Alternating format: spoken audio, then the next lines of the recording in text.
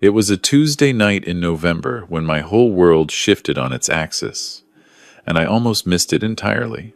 I had been driving back from a client dinner in Asheville, a 2-hour drive along I-26 that I'd made probably 1,000 times in my life, when I stopped at a Cracker Barrel off exit 44 to use the restroom and grab a coffee for the road.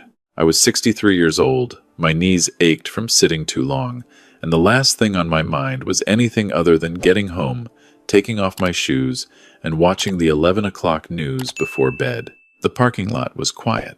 It was a cold night, maybe 38 degrees, and most sensible people were already home. I was cutting through the far end of the lot back to my car when I noticed a Ford Explorer parked under a broken light near the tree line. The windows were fogged up.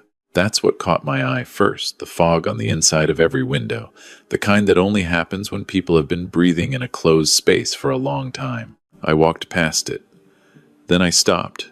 There was a small handprint on the inside of the rear passenger window. A child's handprint, small enough to belong to a 6 or 7-year-old, pressed flat against the glass, as if someone had been leaning there in their sleep.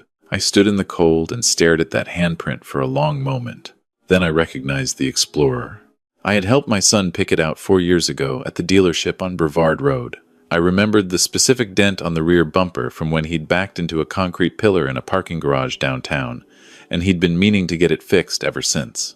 I remembered the faded University of Tennessee sticker on the bottom left corner of the back windshield, the one his wife had put there even though neither of them had attended UT, just because she thought it looked nice.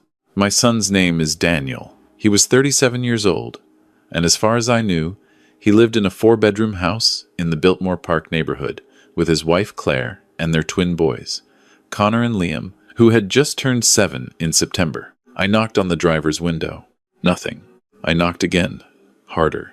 The fog on the glass shifted as someone moved inside. Then the window rolled down about 3 inches, and my son's face appeared in the gap, unshaven, hollow-eyed, wearing a Carhartt jacket I hadn't seen in years. He blinked at me like a man coming out of a dream, or maybe a nightmare. "Dad?" His voice was rough, dry. "Daniel."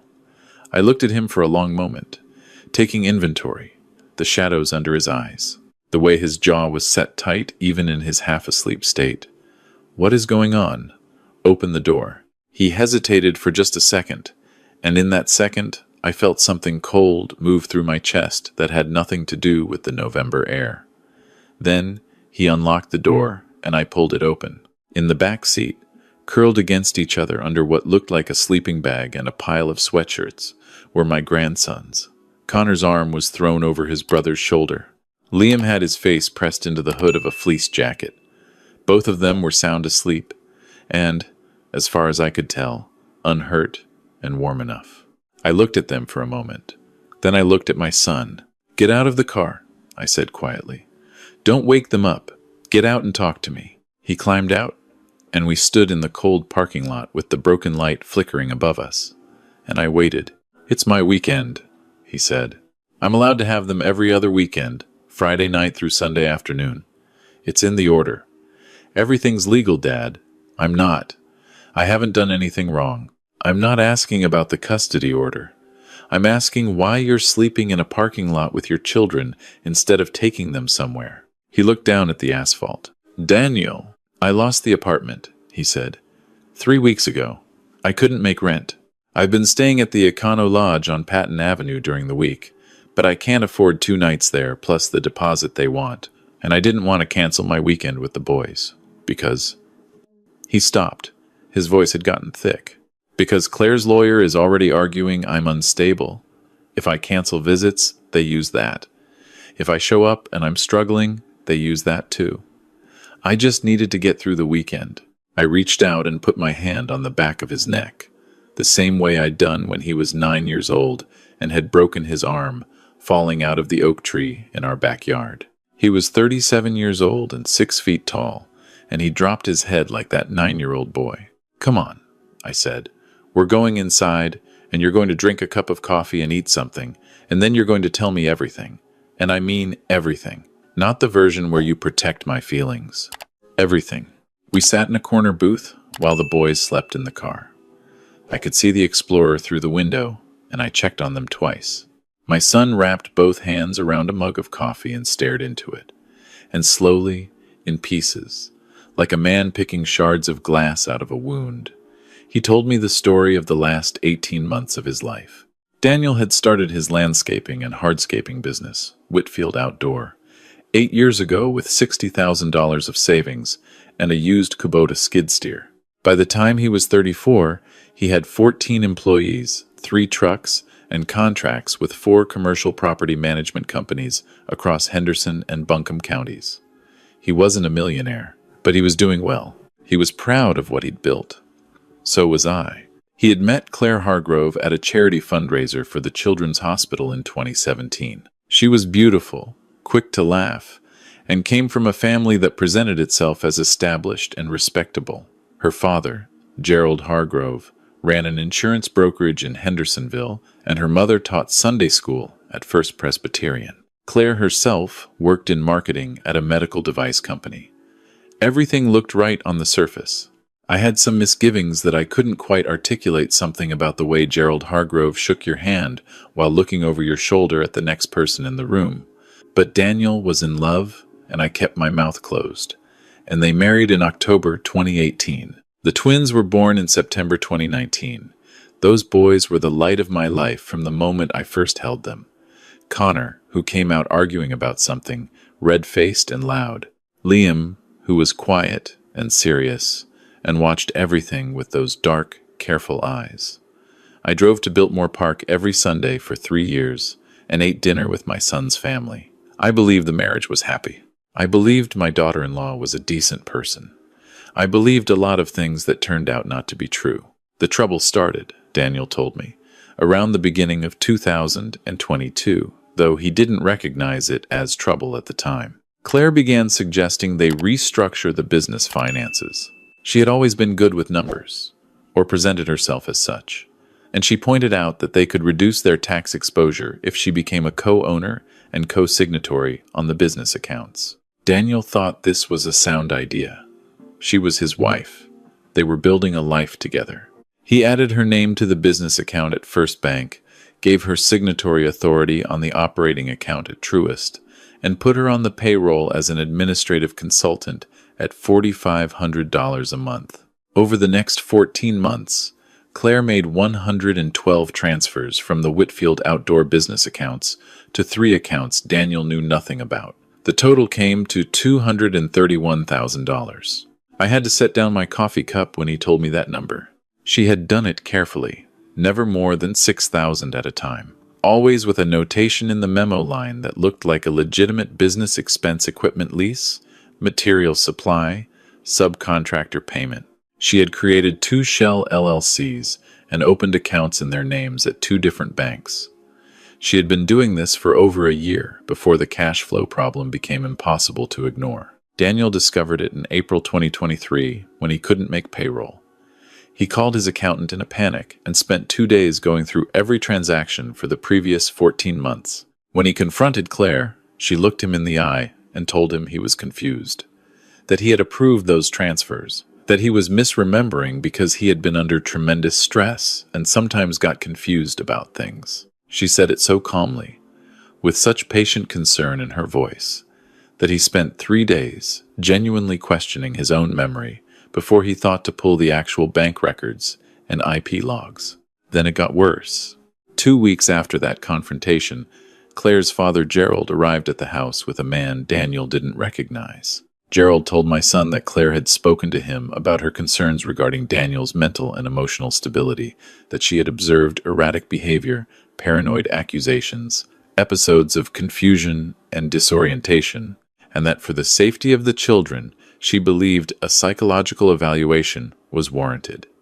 The man with Gerald turned out to be a family friend who was also a licensed clinical social worker. He handed Daniel a card. My son stood in his own living room while his father-in-law told him, calmly and with what appeared to be genuine concern, that he was mentally unwell. Claire filed for divorce the following week. She also filed an emergency motion for temporary sole custody of Connor and Liam on the grounds that Daniel was exhibiting signs of paranoid ideation and posed an emotional risk to the children. Her filing included a written statement from the clinical social worker, the man Gerald had brought to the house, attesting to his professional observations of Daniel's alleged instability. It included statements from two family friends who claimed they had witnessed Daniel behaving erratically at social events. And it included a carefully edited transcript of a phone argument between Daniel and Claire, in which he, not knowing he was being recorded, used language that could be taken out of context to sound threatening. The temporary order was granted within 48 hours.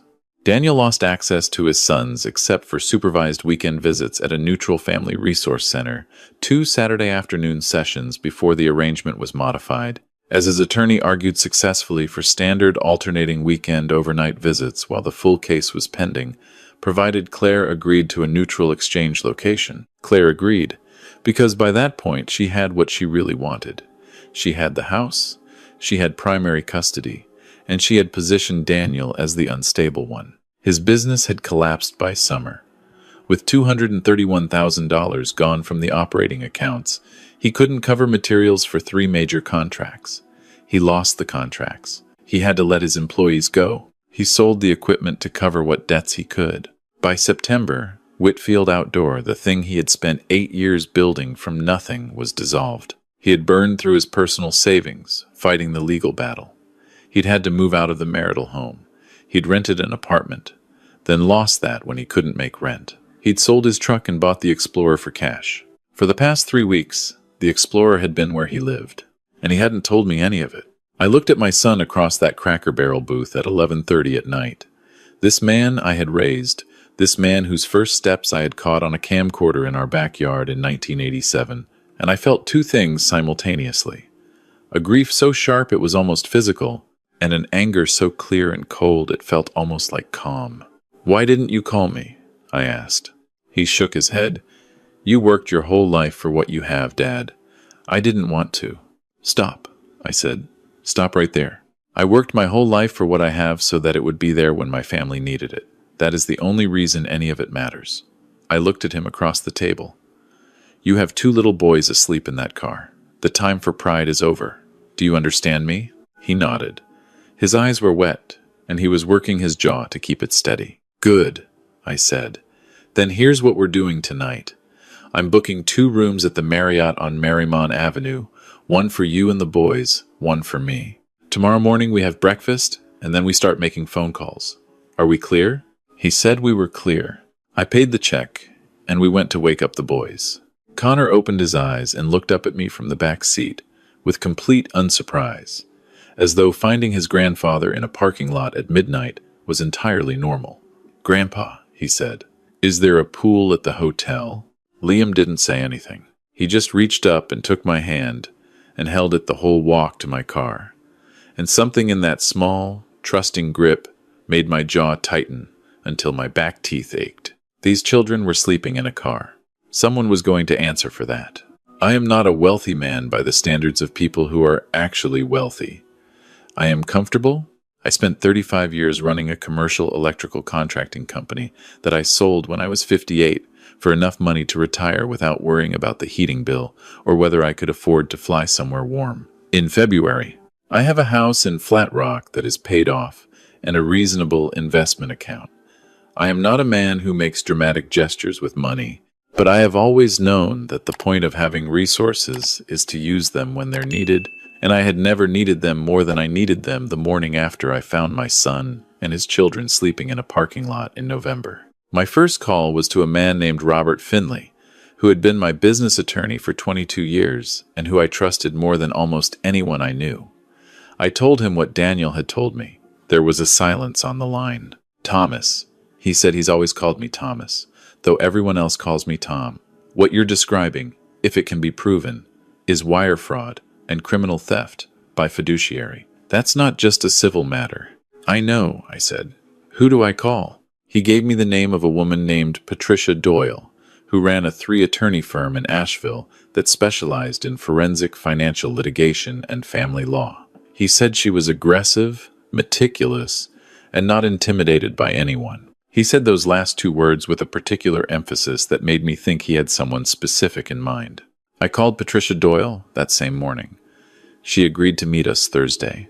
In the meantime, I called a property management company I'd done work with years ago and found a furnished rental in the North Asheville area. A 3-bedroom house on a quiet street with a yard and a school 2 blocks away. I paid first, last, and deposit in cash. I bought 2 twin beds, basic furniture, groceries.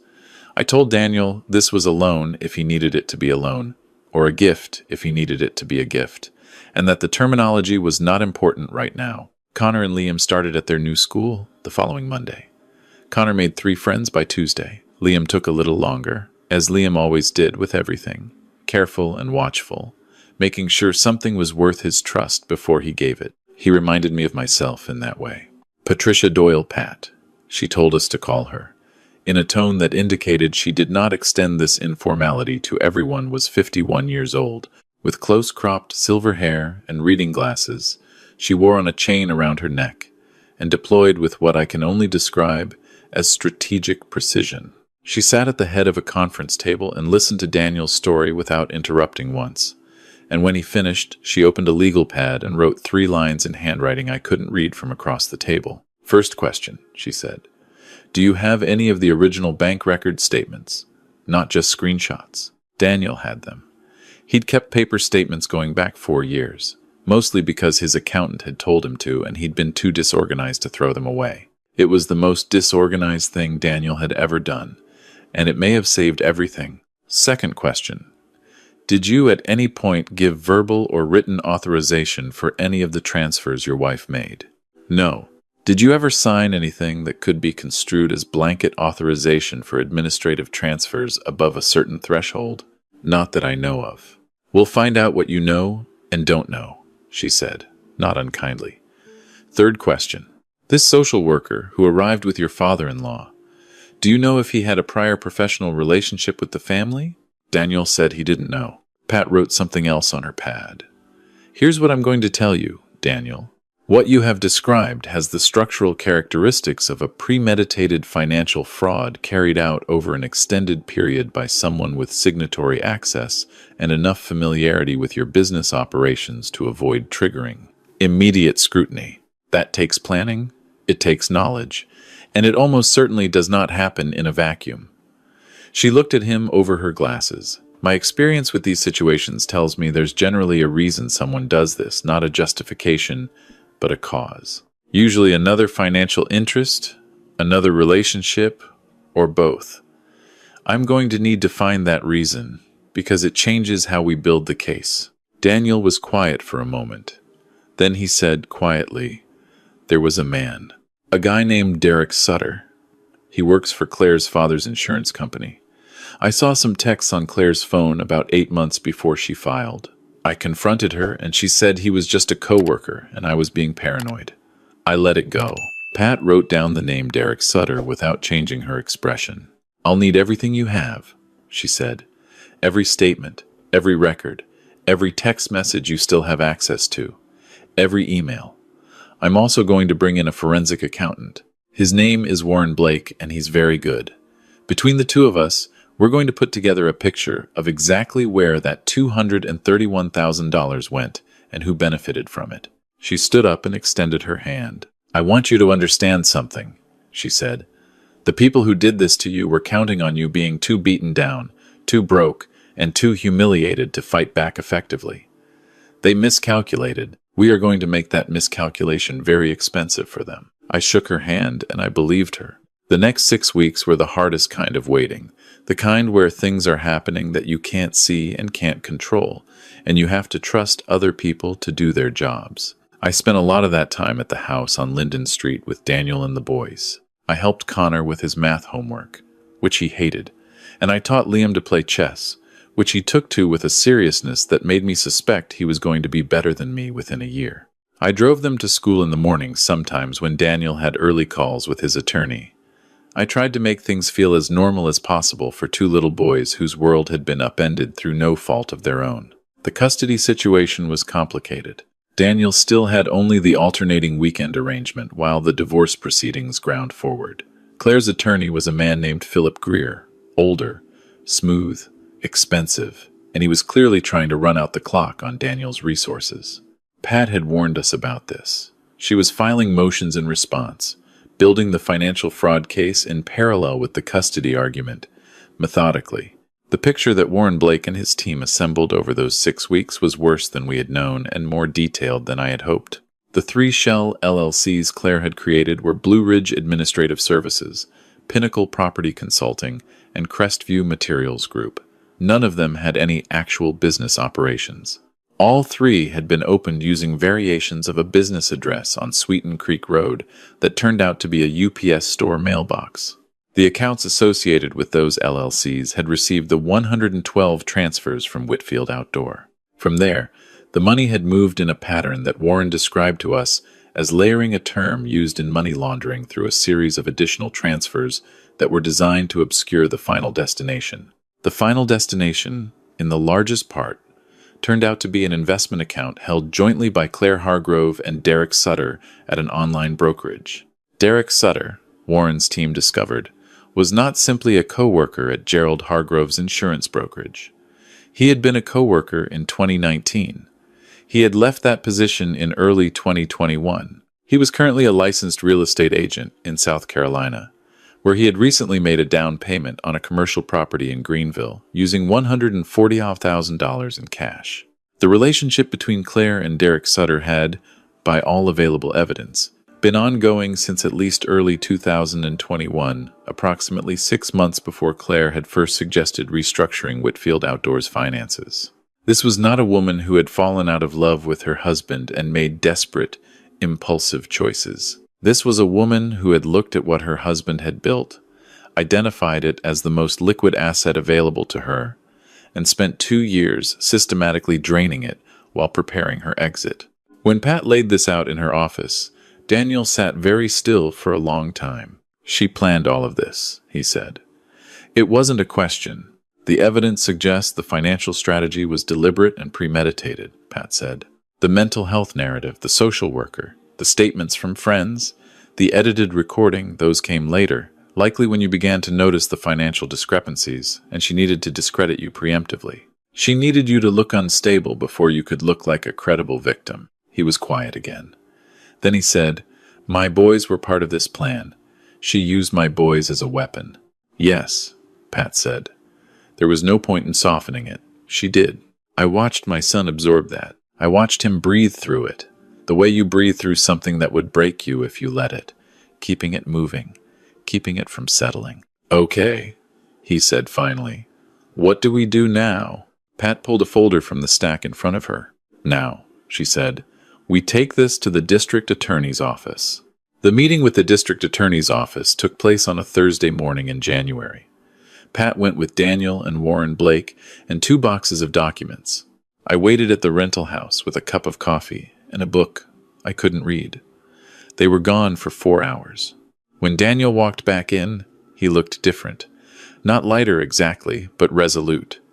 Like something that had been coiled in him for a long time had finally found a direction to move in. "They're opening a criminal investigation," he said. "Wire fraud, breach of fiduciary duty, potentially conspiracy, because of Gerald's involvement in the social worker situation. They want to talk to the social worker independently." He sat down across from me.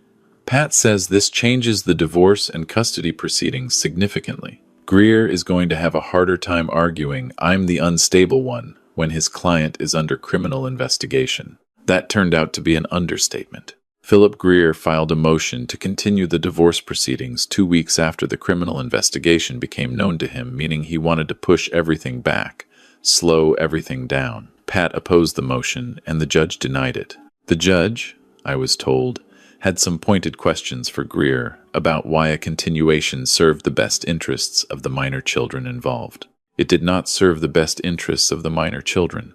The judge seemed clear on that point. The custody evaluation that had been ordered in the original proceedings came back in February. The evaluator, an independent psychologist with no connection to either family, had interviewed both parents, both sets of grandparents, the children's teachers, and the children themselves. Her report noted that Connor and Liam were doing well in their current school, had a close and healthy relationship with their father, and showed no signs of emotional distress related to time spent with him. It noted that their relationship with their mother showed more ambivalence, particularly from Liam, and recommended that any custody modification take the children's stated preferences into account given their age. Connor, the evaluator noted, had described his father in the interview as the person who tells the truth. I had to leave the room when Pat read that part aloud. The criminal investigation moved faster than anyone expected. The forensic trail Warren had built was exceptionally clean. Pat used that word more than once. Clean, meaning it was difficult to dispute, difficult to obscure, and difficult to explain away. Claire's attorney in the criminal matter, different from Greer, someone her father had hired at considerable expense, attempted to argue that the transfers had been authorized and that the shell LLCs were legitimate business structures. The forensic accountant's documentation made that argument difficult to sustain. In March, Gerald Hargrove agreed to cooperate with investigators in exchange for a reduced charge related to his role in facilitating the fraudulent mental health narrative. He confirmed that the clinical social worker, a man named Paul Inslee, who had done work for the Hargrove family before, had been approached specifically to provide a professional-sounding statement that could be used in the custody emergency motion. Inslee had not examined Daniel in any clinical capacity. He had attended one dinner at the Hargrove house, observed Daniel for approximately 40 minutes in a social setting, and produced a written statement that described clinical symptoms he had not been qualified to assess in that context. The state licensing board was notified. Claire's attorneys negotiated for 3 months. In the end, she pleaded guilty to 2 counts of wire fraud and 1 count of criminal breach of fiduciary duty. She was sentenced to 18 months of supervised probation, required to make full restitution of the $231,000, and required to perform 200 hours of community service. She did not go to prison, and I will not pretend that this outcome left everyone satisfied. Daniel's response, when I told him I thought she should have faced more, was measured and thoughtful in a way that made me proud of him. She's going to spend the next several years paying back money she doesn't have to a man she spent 2 years trying to destroy, he said. She has a felony conviction.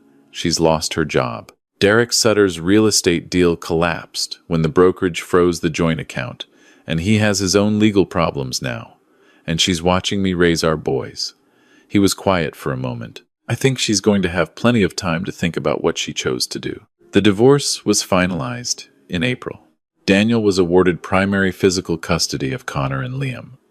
Claire received supervised visitation 2 weekends per month. The marital assets were divided with an adjustment that accounted for the documented theft from the business, meaning the settlement recognized that Daniel had been defrauded of assets that should have factored into the equitable distribution. He didn't get everything back. You never get everything back. 2 years of his life, the business he spent 8 years building, the 18 months of watching his sons through a supervised window while someone else shaped the narrative of who he was, those things don't appear in any financial settlement. They live somewhere else, in the body, in the way a man pauses before he trusts someone now, in the particular way he watches his boys sleep sometimes as though confirming they're still there. But on a Saturday morning in May, I drove over to the house on Linden Street and found Connor and Liam in the backyard, throwing a baseball back and forth in the morning light, and Daniel, standing on the back porch with a cup of coffee, watching them with the specific expression of a man who has been to a very dark place and has found his way back to something he thought he'd lost. He heard me come through the gate and turned around. "You're early," he said. "I had a casserole I wanted to drop off. Your mother's recipe." I stood beside him and watched the boys. Connor overthrew and the ball sailed past Liam into the bushes. Liam put his hands on his hips with an expression of profound disappointment that was so much like his father's I had to laugh. "Dad," Daniel said. "Yeah, you know I'm going to pay you back. All of it. Every dollar." I shook my head. "You know what I'm going to say to that. You're going to say it doesn't matter. I'm going to say it was never about the money." He looked at the boys for a moment. Connor had retrieved the ball and was holding it up triumphantly. Liam was not impressed. "I know," Daniel said. "I know it wasn't." We stood together for a while in the May morning, watching my grandsons argue cheerfully about baseball mechanics, and I thought about the night I had stood in a cold parking lot and stared at a child's handprint on a fogged window. I thought about how close I had come to not stopping, How easy it would have been to keep walking to my car and drive home and never know. I have thought about that moment many times since, about how much hangs on the smallest choices, the decision to stop instead of keep walking, to knock instead of move on, to ask the hard question instead of assume the comfortable answer. I am 63 years old, and I thought I knew most of what there was to know about how life works, and I was wrong. What I know now, more than anything else, is that the people you love need you to pay attention, not just when things look wrong, all the time.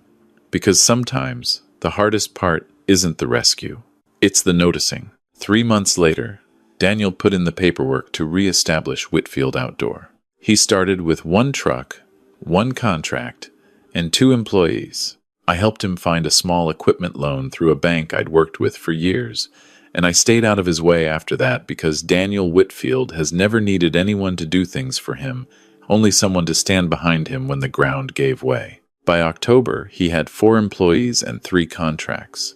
By the following spring, he had 8 employees and was bidding on commercial work again. Connor, by that point, had declared his firm intention to work for Whitfield Outdoor when he grew up, specifically in the capacity of operating the excavator. He had very specific ideas about this. I told him I thought that sounded like a solid plan. Liam was winning at chess. Not just against me, though he was certainly winning against me, and had been for several months, with a focused patience that was slightly unnerving in an 8-year-old. He had joined the chess club at school and was, according to his teacher, the best player in the 3rd grade by a significant margin. He gets it from you, Daniel told me. He gets it from himself, I said. That's the other thing I've learned. At 63 years old, watching my grandsons grow up in the specific way that children grow up after they've been through something hard. You can give people everything you have, and it isn't what saves them. What saves them is what they carry inside, the thing that was there before the trouble started and is still there after, the thing that says, I am still here, I am still myself. The ground shifted, but I didn't. My son had that in him. I always knew he did. It just took a parking lot in November and a child's handprint on a cold window to remind me to say so out loud. I wish I had said it earlier. I wish I had paid better attention before the night the world asked me to. If you're reading this and you have someone in your life who's struggling, who's too proud to ask, who's handling something alone that no one person should handle alone, don't wait for the parking lot. Don't wait for the fogged window. Call them today. Drive over. Ask the question they've been hoping someone would ask. Because the most important thing I did that night in November wasn't booking the hotel room, or hiring the attorney, or organizing the finances. It was knocking on that window. Everything else followed from that. Everything else was just what love looks like when it finally stops being patient and decides to act.